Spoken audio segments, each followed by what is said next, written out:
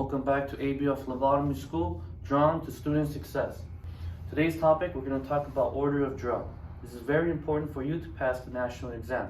So we're only going to go over the ones that you need to know and pass the exam. So let's jump right into it.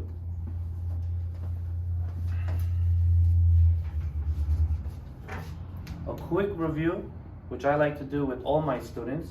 The last topic was coagulation and anticoagulation tubes. So remember, coagulation tubes are the ones that clot. When they clot, that means the clotting factors were used. What are the clotting factors? Platelets, okay? Platelets. Without platelets, your blood does not clot. Okay? So like a flow chart.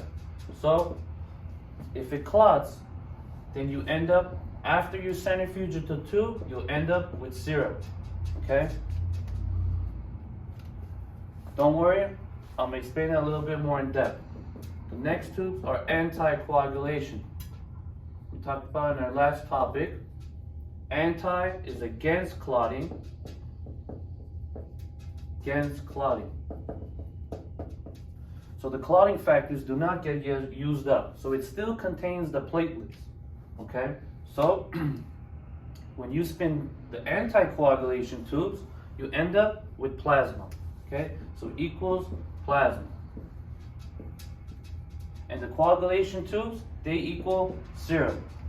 A lot of students have a hard time differentiating between these two. Your blood, okay, so your blood, so the components of blood. When you know this, then you understand the difference between the two. So components of blood. 55% of your blood is made of the fluid portion, which is plasma. Okay? Originally your blood contains plasma. The other 45% of your blood is made up of the cellular elements. What are those? That's the red blood cells. Those are the white blood cells and the platelets. So, the only time it goes from plasma to serum is when the platelets get used up. So once the platelets get used up, you end up with serum. And that happens when it clots. So coagulation equals serum, anticoagulation equals plasma. Now, order of draw, the original lesson of today.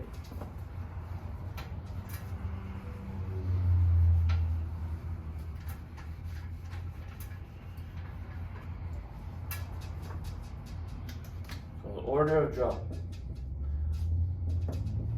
There are a total of 10 tubes. Before you get into the tubes, there are what's called the sterile bottles. So sterile bottles, okay? Those are for testing the blood cultures. Now, first is the sterile bottles. Next is light blue. The one after that is royal blue with the red stripe.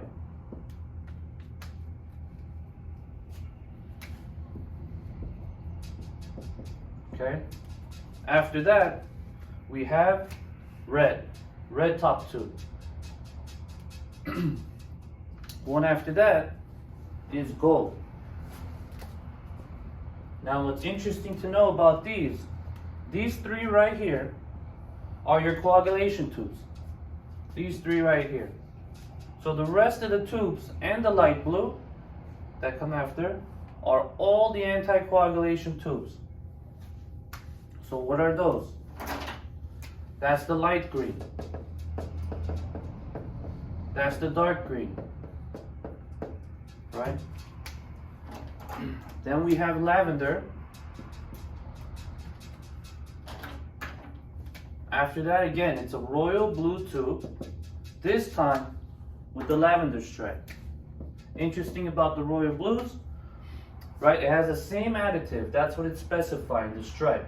It's a royal blue with the lavender stripe. So it's just like the lavender tube. It's only going to a different department for testing.